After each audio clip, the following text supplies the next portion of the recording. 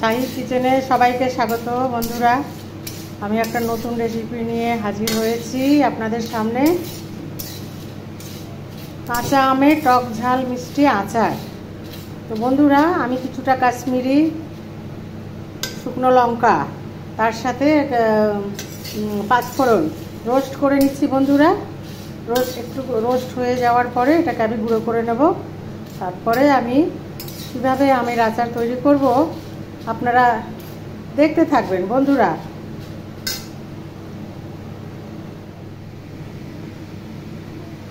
তো বন্ধুরা, তেল গরম হয়ে গেছে, ভাজা ভাজা হয়েও গেছে। এবারে আমি আমটা দিয়ে দেবো বন্ধুরা। আমটা ছাড়িয়ে লবণ, হলুদ, শুকনো লঙ্কার গুঁড়ো মাখিয়ে বন্ধুরা শুকিয়ে নিয়েছি।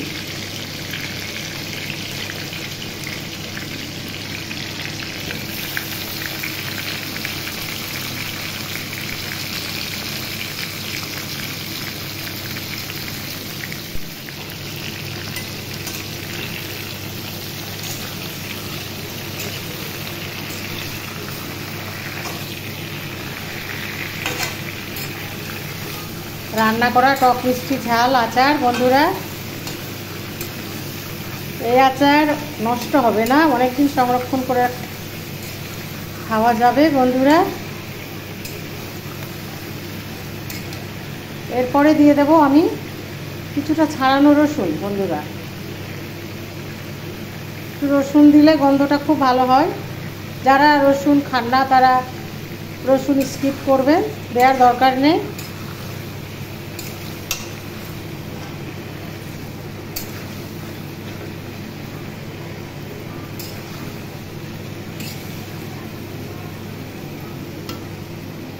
এভাবে তৈরি হোক বন্ধুরা। রোস্ট করা মশলা দিয়ে দিলাম বন্ধুরা।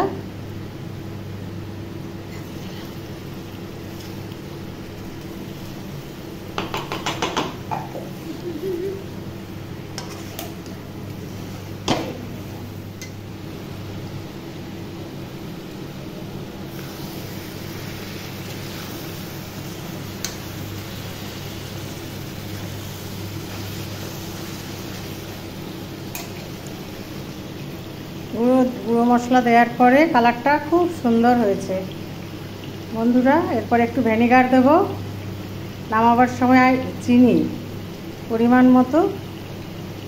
টক মিষ্টি ঝাল আচার তৈরি হয়ে যাবে বন্ধুরা। তো বন্ধুরা, চিনি দিয়ে দিলাম।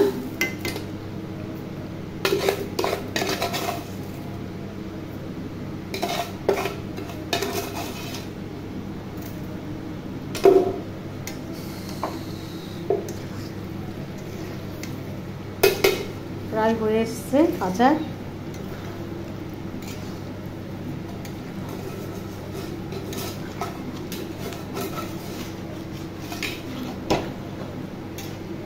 কালারটা খুব সুন্দর হয়েছে বন্ধুরা। এবার আরেক কিছুক্ষণ হবে, হওয়ার পরে নামিয়ে নেব। তো বন্ধুরা, ভিনেগারও দিয়ে দিলাম। এবার আমার ভিনেগার চিনি দেওয়ার পর্ব শেষ বন্ধুরা। এবার আমার আচার প্রায় রেডি।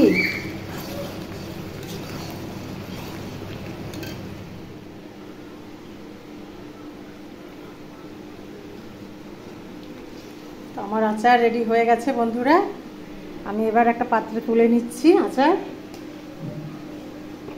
এরপরে 2-3 দিন এই আচারকে রোদের মধ্যে ঢাকা দিয়ে রেখে তারপরে কাচের বয়ামে তুলব বন্ধুরা।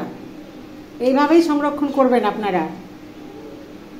এই মুহূর্তে কাচের বয়ামে তুলে নিলে আচারটা নষ্ট হয়ে যাওয়ার সম্ভাবনা থাকবে।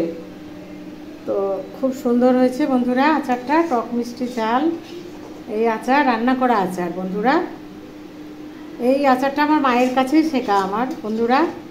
খুব সুন্দর আচার। তো বন্ধুরা, যদি আপনাদের ভালো লাগে, পছন্দ হয়ে থাকে, আপনারা লাইক, কমেন্ট, শেয়ার, সাবস্ক্রাইব করে বন্ধুরা আমার শাহি কিচেনের পাশে থাকবেন বন্ধুরা। অসংখ্য ধন্যবাদ জানাই আপনাদের। আপনারা ভালো থাকবেন, সুস্থ থাকবেন।